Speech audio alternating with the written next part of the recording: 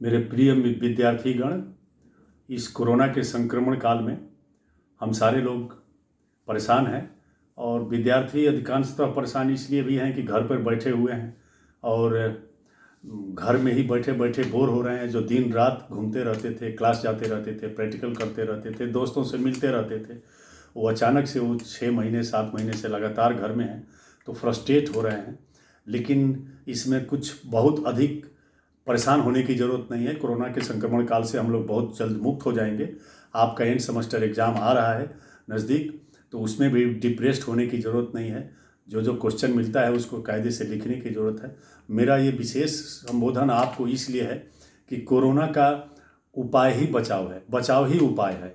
Corona काल से घबराने की ज़रूरत नहीं है। और घर में रहते हुए भी आपको 2-3 चीज़ों का ध्यान देना बहुत अति आवश्यक है। मैं तो चाहूँगा कि आपके माँ बाप भी इसको सुने और सुन कर के आपको उसमें आपके स्वास्थ्य के लिए सहयोग करें। एक तो ये कि कोरोना सबके लिए एक समान परेशानी का सबब है। प्रधानमंत्री भी मास्क लगा रहे हैं और रिक्शा वाला भी मास्क लगा रहा है। दवाइयाँ भी प्रधानमंत्री को बचाव से वही खानी है जो हमें खानी है और जो एक गरीब को भी खानी है। दवा भी नहीं है और इलाज भी नहीं है। जो दवाइयाँ हैं वो बहुत पुरानी है। जो इबोला की दवा है रेमडेसिविर, वही चल रही है। 50 साल 60 साल पहले की दवाइयाँ इसमें चल रही हैं। आयुर्वेदिक ड्रग्स कुछ हैं, होम्योपैथिक ड्रग्स हैं जो बाद में आपको व्हाट्सएप से मिलते रहता है ज्ञान, और सरकार के आयुष मंत्रालय से भी रहता है कि ये खाइए ये खाइए। मैं केवल आज आपके सामने आया हूँ केवल ये बताने के लिए कि 2 चीज़ों पर ध्यान अगर दे दिए तो आपको कोरोना से कुछ नहीं होगा। पहला, अपना इम्यून सिस्टम तगड़ा करें। इम्यून सिस्टम तगड़ा करने के लिए अपनी दिनचर्या सुधारनी होगी। दिनचर्या सुधारने के लिए आपको सुबह जगना होगा। वो आपके इम्यून को ऑटोमेटिक बूस्ट करते रहता है। एक्चुअली होता क्या है कि हम लोग आजकल के जो लड़के हैं, हमारे विद्यार्थी हैं, वो देर से सोते हैं, देर से जगते हैं। तो ये प्रकृति जो मनुष्य का है, जो इसके अंदर बायोलॉजिकल क्लॉक फिट है, सर्काडियल रिदम है, जिस पर नोबेल प्राइज़ भी लोगों को मिला है।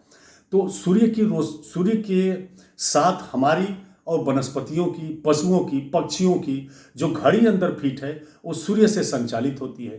तो जब सुबह होता है, सूर्य का जब सूर्योदय होता है, तो हमारे अंदर की घड़ी वो बताती है कि सूर्य सुबह हो गई है।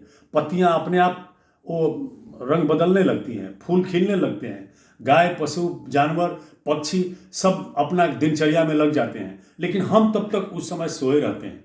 तो जब जगने का समय है उस समय जगेंगे, और जब सोने का समय है, जब सूर्य अस्त होता है, तो सारी गतिविधियां प्रकृति के, जो हमारी तरह नहीं है, जिनके पास दिमाग नहीं है, जो प्रकृति से ही संचालित होते हैं, वो शिथिल होने लगते हैं। लेकिन हम रात को 12 बजे तक जगते हैं।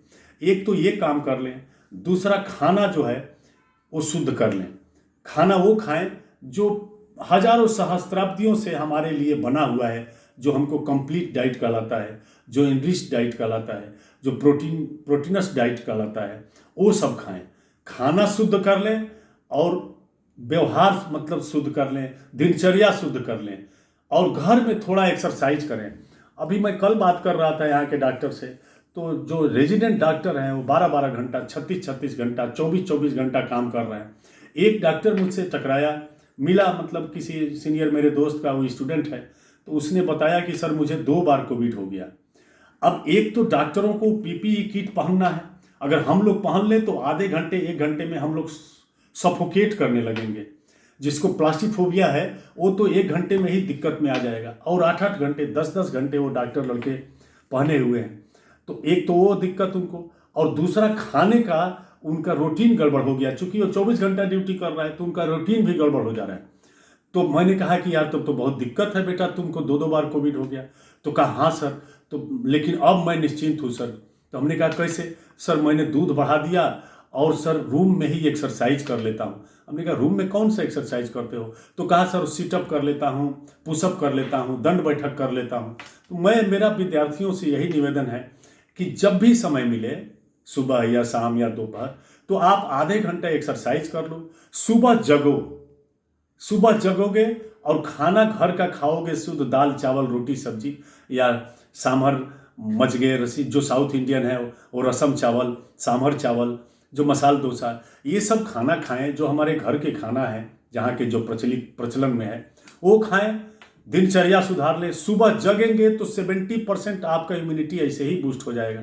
चूंकि आप मनुष्य की जो प्रवृत्ति है, प्रकृति है, उसके विपरीत आचरण कर रहे हैं, उसके विपरीत रूटीन रखे हुए हैं, इसलिए सारा दिक्कत है। मैं सभी विद्यार्थियों से निवेदन करना चाहता हूँ कि बेटा, आपके माँ बाप भी इसमें थोड़ा सहयोग कर देंगे तो अच्छा होगा। आप अपना रूटीन सुधार लें, घर में खाना खा लें, और इससे क्या होगा ना कि आपका एनर्जी लेवल भी बढ़ेगा, तो फ्रस्ट्रेशन के विचार भी नहीं। सुबह जगने लगेंगे तो अपने आप फ्रस्ट्रेशन, डिप्रेशन जो भी होता है, घड़ी में कैद हैं, वो सब भी विचार दूर होने लगते हैं। विचार के स्तर पर भी भोजन के बदलने से विचार में भी बदलाव आता है, ये शाश्वत सत्य है। इसलिए मैं पुनः आप लोगों से एक बार आग्रह करता हूँ कि आप लोग अपना दिनचर्या सुधार लें, भोजन सुधार लें और कुछ एक्सरसाइज करें। कोरोना में बेटा बचाव ही उपाय है और कोई उपाय नहीं है।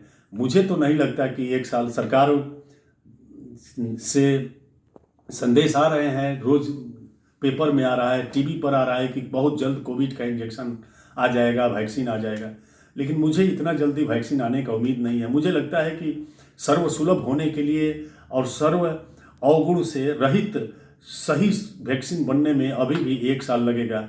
इस समय कोरोना से हम बचे, यही हमारा संग्रह है, संचय है, कमाई है।